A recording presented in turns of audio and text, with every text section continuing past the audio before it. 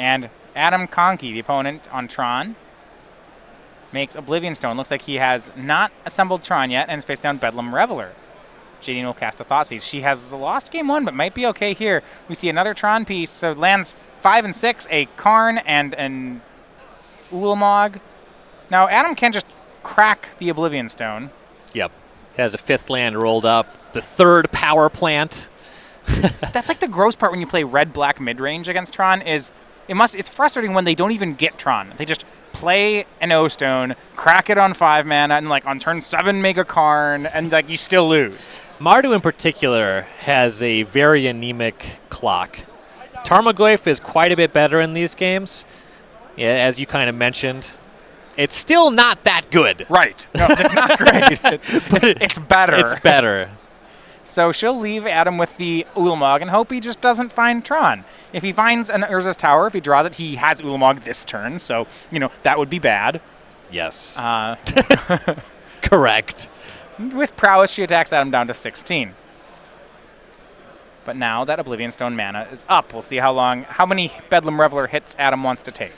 It's not a huge reason to crack it before combat damage next turn.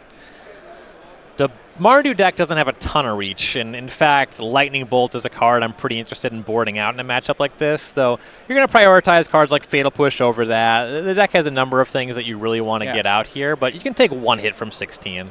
Sure, down to 13, no additional prowess. And Jadine actually has 1, if not 2 more lands. She's got a Bedlam Reveler still in hand. And it looks like on end step, Adam will crack the O-Stone. I don't mind that. Yes, I do like that after taking the hit there. You're going to do it inevitably. Adam's hand not helping him too much. Here's Chromatic Star. Cards in hand are Forest, and Ulamog. So he's trying to find that Urza's Tower. Draws into Expedition Map. That should do it next turn. Yep, so we want to fade Thoughtseize. Doesn't have enough mana to crack the map and set up Ulamog this turn, but we'll certainly be able to cast Ulamog next turn. So he uses the floating green mana. Actually, did not use the floating green mana. Or use that to... I think he just let a mana go there, but that doesn't really matter. He wasn't using it. No. Here's 3 more that he's not going to use. Urza's Tower. Right. Can't cast Forests. 1 is not 10, so he can't cast Ulamog. He can leave things like that on the table. And once Ulamog's in play, I don't believe Jadine has... Well, she has 1 Liliana of the Veil. Ooh. And that is it. Plenty of lands here, so the cast trigger won't be a big deal. Getting the Ulamog off the table would be a big win.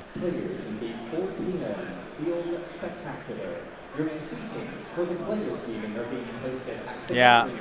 And here's land 8 from Jadine. She's got a Bedlam Reveler. What I like here is if she can find if Bedlam Reveler can find her a Fulminator Mage right now, then she's okay. Yes. Or a Thoughtseize. There are 3 mines, but the other Tron pieces are not at all redundant. She'll cast Engineer Explosives on 0. I don't... Well, maybe 1, and then cast Bedlam Reveler on 0. 2. This is blocking for Worm Coil Engine tokens down the line. Thoughtseize or Fulminator Mage is what we're looking for. Here is... I think Liliana the Last Hope. That can get you... That's a Fulminator Mage.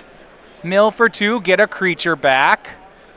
Gets back Fulminator, casts it, takes care of the tower or the mine. She'll go for the tower. And so far, so good. Yeah, unclear if either of those are redundant pieces that were in the graveyard. You would want to go for the one you've seen the most of this game. Right.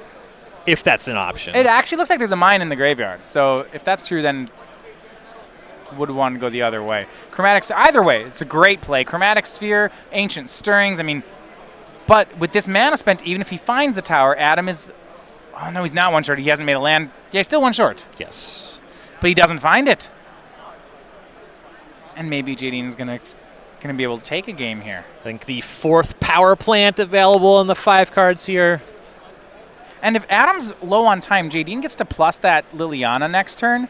And that means if Adam doesn't top deck into Tron, she gets to buy back Fulminator again. Yes. Fineera's Karn liberated. That one's a little bit mopey here still. That is an option to cast next turn, and that would be able to tag the Reveler. Yeah, you can just cast it by tapping 7 lands, no Tron. Right. 2 mana from Jadine. Young Pyromancer is the play. 3 more mana. Lingering Souls, making a elemental and 2 spirits. And the plan seems to be just represent lethal damage next turn. Just attack. Yep. Flash back Lingering Souls. Swing for 5, plus the Liliana. So we have 4 souls, 2 elementals. Adam needs to draw an O-Stone now, really. And it would have to be Tron Land plus O-Stone. And Jadine can rest assured that either of those would have been deployed last turn. Adam had enough mana to cast Oblivion Stone. And I loved it. Well, he drew Sylvan Scrying, so now I got to hold on, Ryan, because there some mana counting is going to happen. He can make the Ulamog, but is he still dead? Yeah, so you're able to block one of these creatures, exile 2 other creatures.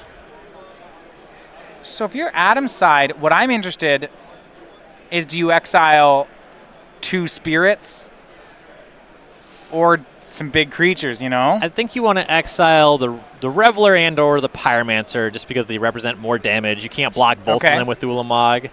But maybe 1 spirit, because then you might buy yourself back a turn. I don't know. It's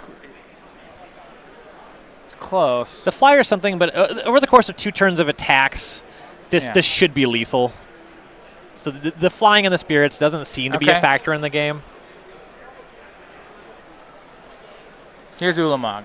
Yeah, he'll go for the 2 biggest creatures. So Pyromancer and Reveler are gone. So Jadine has him on a 2-turn clock. Adam does need to produce something else. Well, he has a Karn, right?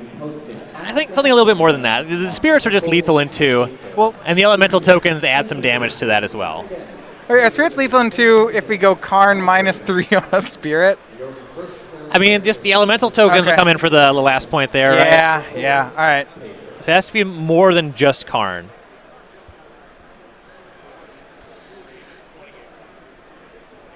Jadine counting elaborate 28, so that, and here's a big Thoughtseize. That'll take the Karn. It does put her down to 10. Yeah, it seems likely she'll be able to represent a blocker here. I wouldn't be the least bit surprised if Liliana gets a -2 for some kind of creature. And that's exactly what she'll do. Ooh, and Lingering Souls too. Don't mind that. She'll get back Fulminator Mage. Now, I don't know if she's going to sacrifice it on a land right now. Well, she can flashback the Lingering Souls, and breaking up Tron, that puts Adam in a position where he can't Oblivion Stone or Ugin next turn. He's untapping with 6 lands, plays a 7th land. Yeah, she'll attack with 4 flyers, flash back the souls for 2 more flyers. We're going to go to a 3rd game here. Yeah, I believe she's sealed it here. Draw from Adam. Is that enough? I think it's an expedition map. If so, that's not it. He'll attack, exile 20. He'll get to see Jadine's board plan. Right. Though I believe he's already seen the extent of what matters. You get an idea for how many Fulminator Mages there are. That card just has the impact that it has. Right. I mean, there are things I'd be interested, like what's her lightning bolt count? Yep. If I'd want to know. He did flip over Liliana of the Val as well, so knowing that one's an option that can impact your play patterns. But we're going to 3 here. And that's what he does. He looks at the 20, nods, and picks up the cards. Jadine picking up a game. A lot of things really have to break right for her, though, in this matchup. Yes. It is. I think and being on the draw makes those Fulminator Mages quite a bit worse. Yeah, I mean, there's not much. If Adam just has natural Tron, there's not much of a defense that she'll have. Right. It has to be some kind of situation where there either just isn't a Haymaker to follow up the Tron, at which point, what is Adam doing? Or some kind of answer to the Haymaker followed up by Fulminator Mage, which can be a lot to ask. I had a fun question. I was hanging out with some Tron players, just with how much latitude you have to keep hands. The question we had was, if you had an opening 7 of all 3 Tron pieces and 4 Sylvan Scryings, would you keep or mulligan it? And the answer, right, because we're trying to come up with the worst hand possible with Tron in it. Yeah. Huh. Most of them said keep. That seems like a mulligan. Your best draw with this hand is actually Chromatic Star or Chromatic Sphere. It's a nice draw. But if you're not drawing that, I guess like it's probably a Haymaker. You don't want to draw any of the lands on your deck. I guess I would actually want to sit down and like do the math. Yeah, right? It's actually interesting. You guys can, those of you on Twitch, go ahead and weigh in on this one because I think it's interesting. Yes. Your hand is excellent if you draw Chromatic Sphere or Chromatic Star. Or Karn. Your hand is fine if you draw Karn. Okay. It's only fine? Karn is not a game-winning haymaker in a lot of matchups. Okay. There's enough matchups in the dark where casting Karn on 3 and having no follow-up will convert to a game loss. All right. This, Yeah. you hit their land, or like Storm. they have a threat and they lightning bolt you. Yeah, Storm. Like even Dredge just runs you over in a situation like that. Those kinds of decks. Ironworks just gets you. You're on the play, by the way, if that matters. On the play certainly helps. It's kind of You're not worse off for being on the play with a hand like this. Yeah. This came a conversation of, would you ever mull turn 3 Tron on the play? And then we're like, well, what's the worst hand you could have with it? There's got to be times where you would. I don't know. It's a really interesting question. Yeah. Talking about it hasn't helped me at all. I need to look at some things. Yeah. Jadine on a mulligan here for game number 3. Adam having... That's always a scary thing when you're playing against a Tron player, and they're just like, they keep 7 on the play, and it's like, oh darn. Right. Please don't. I've played a number of fair decks with an honest game plan that do enough against Tron, but then game 3, they just do this. They're on the play. They keep a 7-card hand. I'm just like, well, what have I done to deserve this? It's also like in the way they say keep. It's just like, it's not just they look at you and just very calmly like, keep. I would never in my life consider mulliganing these cards. Right. Your stupid blue deck is dead to rights. Your mid-range deck is about to get carned. JD's going to 5. 5 is so tough already. Well, yeah, you got to have something. Play. Yeah. The thing is with Mardu, there's so many hands in this matchup that can't beat anything. Right? Like... Yeah. It's like you can look at a 7, which is like 4 lands, Inquisition, Kolaghan's Command, like Lightning Bolt. And the inherent... And you're just like, well, this will never win. And the inherent strength of the Mardu deck is the Faithless Looting Engine. Yeah. That gets worse when you have fewer cards. Yeah. All right, what do we have? Adam starting out turn 1, Tower Sphere, Inquisition. How bad is it? We'll see. Okay. Teacup to 1 lander, so she'll get his Sylvan Scrying. Or it's Grafdigger's Cage, Sylvan Scrying, Worldbreaker Carnugan. She could beat this hand. She could beat this hand. Take Scrying, right? Adam probably should have mulliganed this hand. Yeah, so she takes Sylvan Scrying. The Grafdigger Cage is pretty whatever in the matchup. Yeah, I was a little surprised to see it boarded in here, actually, but... And Adam cracks the sphere and draws into another sphere, says, go, no second land, Jadine is live. Maybe. I mean, right. That's the whole thing, right? She still might lose. Right. She's going to give him so much time. Yes. That's the problem. All right, he drew a land. It was another tower this turn. Cracks sphere. He drew Relic of Progenitus. Yeah, that's whatever. He has a land. Okay. Chromatic Star, Tower, Relic. Actually, he's exposed this Relic to Kolaghan's Command. Okay. No, I'm not even joking. No, but like, that doesn't matter. If it was an expedition map, that'd be a thing. Yeah. I don't think you can afford to play around that thing. It's like X% of a land, right? Yeah. Like, I mean, Jadine might shatter it. Yeah. Like, the second mode on the Kolaghan's Command is not doing a lot. Probably just make Adam discard a card. Maybe just shock him. Neither of them really do anything. We're going to do it, though. Here's the opportunity. Blow up that Relic, and we'll see if it's 2 damage or a discard.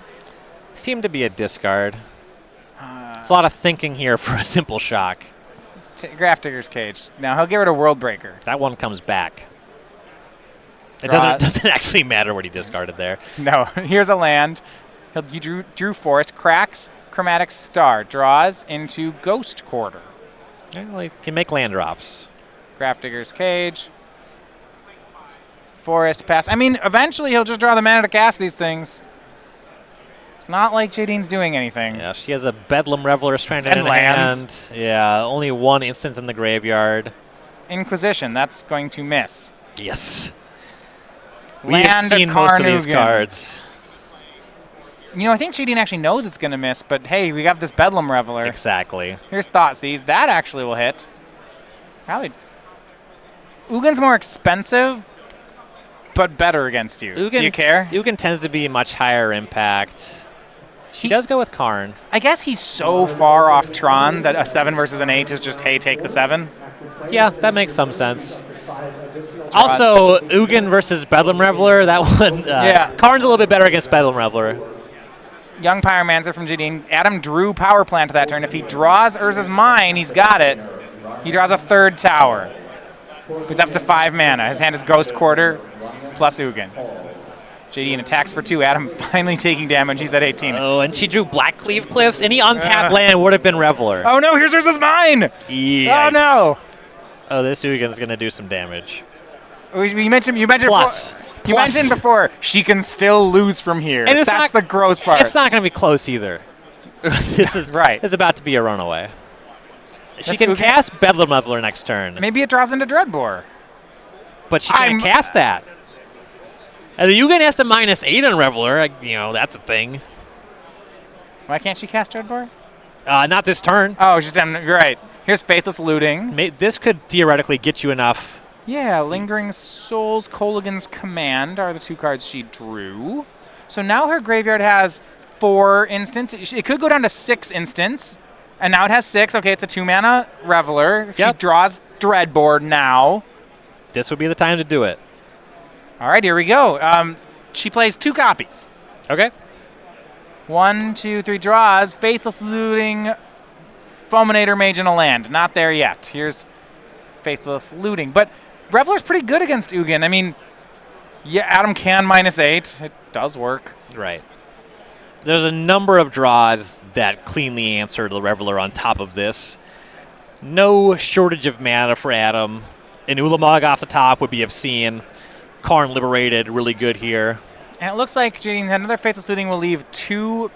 Well, she was thinking about 2 copies of Fulminator Mage, but I think she kept Fulminator Mage Kolaghan's Command because that way she can command away the cage and buy back a Fulminator. The cage is actually now with all these Faithless Lootings in the yard and Lingering Souls is doing something. If the situation is Ugin -8, then the Kolaghan's Command cleans up the Ugin and answers the cage. That's a big deal. Yeah, Ugin is not a great answer for Bedlam Reveler. Adam will make Expedition maps, so now the ability of Jadine to knock Adam off of Tron is pretty low. Right. Adam's deciding what to do with this Ugin here, though. This is not... It's not immediately clear what the play is. Right. Yeah, -8 in her Kolaghan's Command of destroy cage, 2 damage to Ugin is pretty good.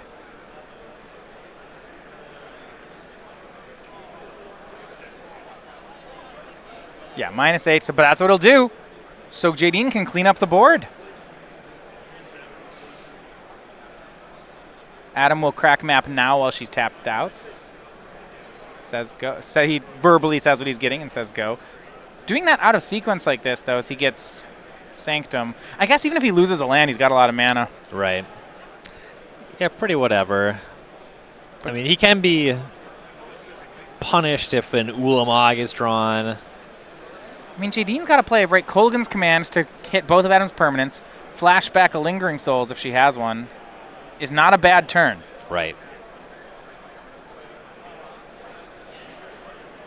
Kolaghan's Command. And Ugin, 2 damage to Ugin. And is she going to buy back a creature or destroy the cage?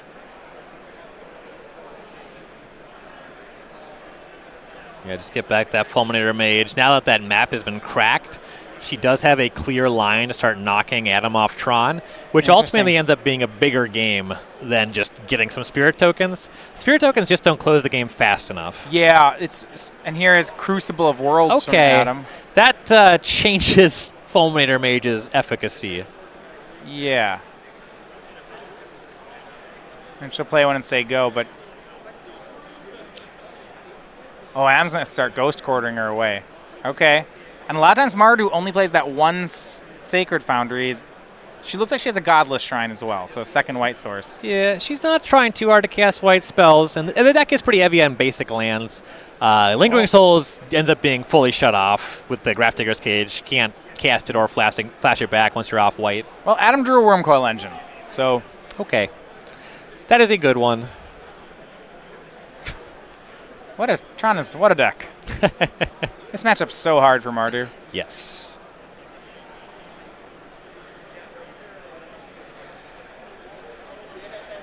She has land 6. She's got 2 more Fulminators and Thoughtseize in her hand, but that's... You can tread water, block the Worm Coil Engine, sacrifice the Fulminator Mage so Adam's not gaining life. But what are you really drawing to? You need to answer the Worm Coil Engine, answer the tokens left behind, and then Adam has to draw nothing. Okay, this wasn't nothing. It was Oblivion Stone and a swing of Worm Coil Engine. Oblivion Stone is nothing adjacent, but it also stops Jadine from getting set up. Yeah. I mean, and he has all this mana, so eventually if it starts putting fate counters on his thing, it becomes relevant again. Right. When you look at the volume of cards that are actually air for Adam, there aren't that many. Right. Oblivion Stone's one of the weaker draws, and it's still pretty good. Yeah, he has nothing as bad as this Thoughtseize that Jadine has been holding on to. Yeah. Engineered Explosives on 0 for Jadine. For 1. She's going to crack it on 1, wants to free up those souls and looting. She'll cast looting, but I think you said, what is she even drawing to? And I'm not sure. Yeah, she cleans things up. The deck can generate a lot of power and toughness. Your redraws off a Bedlam Reveler, having a big young Pyromancer. But the Oblivion Stone pretty well covers any way to set up with the young Pyromancer. Yeah, and you see Jadine's holding onto that Godless Shrine in her hand as well, because that's her last white source. Now, one thing is Adam's using a fate counter here on end step. We do want to be careful of is that clock. I think Adam will be okay, but we'll keep an eye on it. Ugin was his draw there, so that should be good. That closes the game real quick. He also has the Sanctum that he found earlier, so he'll be able to find another Haymaker off of that one. Crack Sanctum. They're all fairly interchangeable from this point. Well, this is gonna be turn 0 as time is called, so he'll only get this attack and 2 more. Finds another Worm Coil Engine. 1 Worm Coil hit plus 1 Ugin activation going upstairs is lethal. So that's pretty good backup on the Worm. I wouldn't be surprised. I think that Ugin just -3ing here. You can cast the Worm Coil first, or you can just float the mana in response to Fulminator Mage activations. It doesn't really make a difference. Right. Then you get that online. The Worm will connect for 6 this turn. Ugin will be able to clean up on the following turn. If not Ugin, one of the 2 Worm Coil Engines. And he's actually going to use that mana to put a fate counter on the Worm already in play, instead of casting the other Worm. A little fancier than necessary, but should still be good. Jadine drops to 3. It means, because now she's at 3, she can't make blockers because the O-Stone takes care of them. Right. And she has to answer Ugin because she's at 3. Yeah. And extends the hand. Adam Konkey on mono green Tron improves to 4-0. Yeah, the opening